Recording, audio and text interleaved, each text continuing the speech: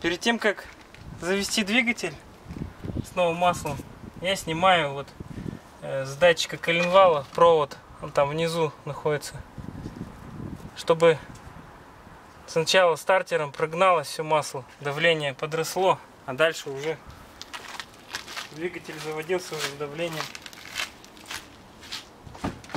Перед тем, как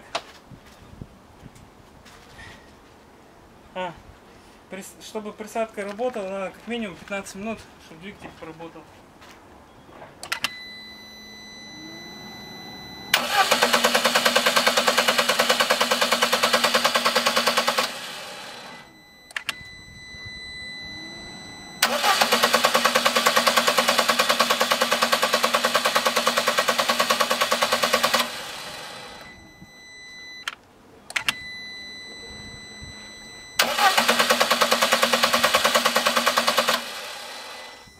Все, лампа давления масла погасла.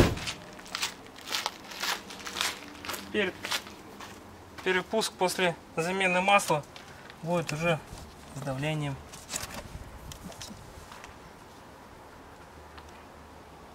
Снимается легко, также подключается легко. Все.